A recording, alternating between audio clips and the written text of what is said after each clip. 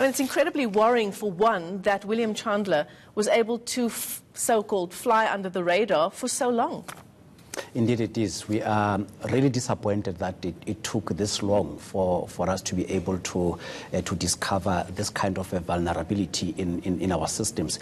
We have systems in place that monitor and look at all sorts of things in order for us to make a determination, a decision that our pilots are fit to operate, both physically, mentally, and at the level of submission of qualifications that point out that they are competent to fly. In this particular instance, we are talking about an individual who has been with the airline for approximately 25 years. At entry level, for you to operate at SAA, you are required to have a CPL, which is a commercial pilot license, which enables you to fly commercially passengers, and also which satisfies the legal requirements from the regulator for you to be able to operate as a pilot. This is what he had. However, he made the representations to the airline that he was in possession of an ATPL, which is an advanced qualification, a requirement for a pilot to achieve that license within a period of 5 years after they have started employment with SAA as a pilot. So just to be clear, he did have a commercial pilot's license. He was fit and proper to fly commercially and to take passengers commercially, but it's this advanced pilot's license that you're talking about. And what is it about the 5 years that SAA has put this in place? You have, from the day you start operating as a pilot with SAA, you have a period of 5 years within which you are expected to achieve that qualification. It's like a case of somebody who starts at an employment environment with a diploma, and they're given an opportunity to upskill themselves to operate at the level where they have a degree. So in this instance, as it happened with many others, he had a period of 5 years, and others who were not able to reach that qualification exited the system, or they were terminated by the airline. In his case, after the 5-year period elapsed, he then made representations to the airline which purported that he had the ATPL when he in fact did not have one. There are implications flowing from that. One, he was able to get a promotion on the basis of that, and two, he was able to get a higher remuneration in terms of that and the benefits that accrue on the basis of that level of qualification. What we emphasize is that he was competent to operate an aircraft commercially to carry passengers, and he had been taken through all other stages that all pilots get subjected through as part of their training, and he passed. The key issue was the ATPL. So for 20 years, effectively, he was able to get away without this ATPL. He was able to get away with it, and this is the one issue that we are able to pick up as the vulnerability in the system. It's a case, if you like, of a good faith being taken for a ride, where there was an expectation, as it happened previously with every other pilot, for them to submit their qualifications after they have gone through examination with the regulator. So we have changed the processes and we have tightened the system. What will now happen going forward? The airline will take the responsibility of receiving whatever documentation from the pilots, but the airline will now carry the responsibility of doing the verification with the regulator and not take a mere say-so by the pilots. I mean, as much as the pilot here was at fault, you say you've now worked out those vulnerabilities in your system, but surely SAA is also culpable here in not double-checking that this pilot had the requisite papers and the requisite qualifications that SAA had in place.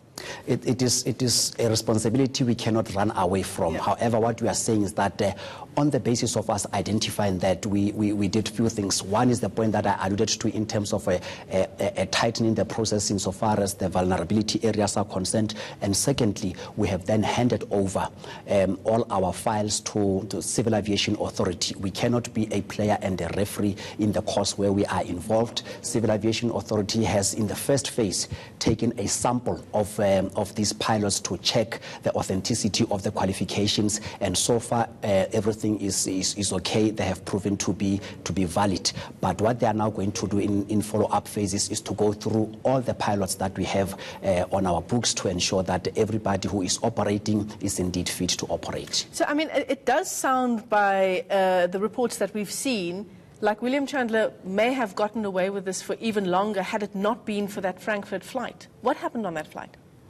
It is indeed the case that that incident was a trigger for us to undertake this kind of an investigate.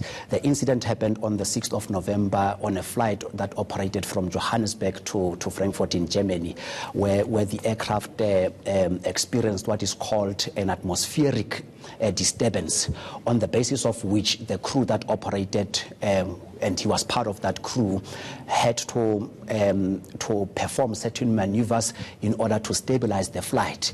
However, the nature of steps that were undertaken and what happened in totality caused what happens to be classified as a reportable incident, which causes the airline to undertake certain steps: one, to investigate, and two, to report an incident to the regulator. And the third point, given that it was happening in the airspace of Germany, then they also developed an interest. So as we speak, we are looking at 3 concurrent investigations into the incident. What is it that we did? One, we grounded these pilots, and two, the process of investigation is currently underway to determine exactly what the factual situation is. If there are areas of improvement, remedial steps that need to be undertaken, will do so. If there's a disciplinary steps that need to be taken, we are also considering such options. So the Civil Aviation Authority now saying that William Chandler may well face criminal charges.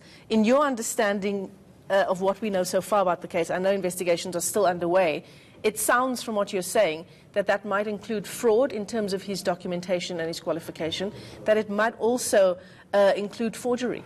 Correct. What he has done is an act of dishonesty that enabled him to hold on to employment which he was not entitled to, as it happened with all others who, after a period of 5 years, did not have an ATPL.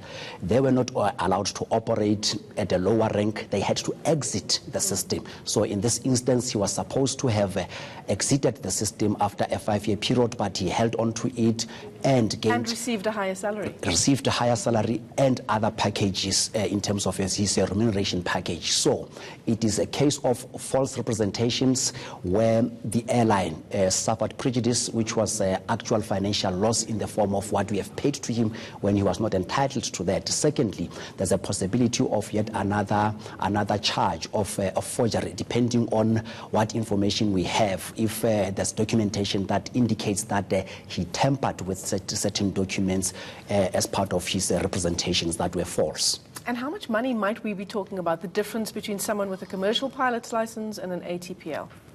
We are talking about a lot of money. It is difficult at this stage to quantify it. We are looking at salaries, we are looking at benefits, we are looking at allowances ranging over a period of 20 years, if you like. And as you may be aware that at entry level for a pilot to start with us, the entry level is around 1 million approximate, and the highest pilot who's a senior captain, it is approximately 4 million. He was not a captain, but he was a senior first officer, which is below that. And over a 20-year period, you can have a sense of what it is. This is the exercise that we are busy with in order to quantify the costs so that we are able to initiate civil claims in addition to criminal proceedings. Sure. Some serious stuff here. It is. Thanks very much for coming into studio. SAA spokesperson Tladi, giving us the latest on William Chandler, who served as a senior first officer for SAA without an ATPL for over 20 years, 25 years in total with the national carrier.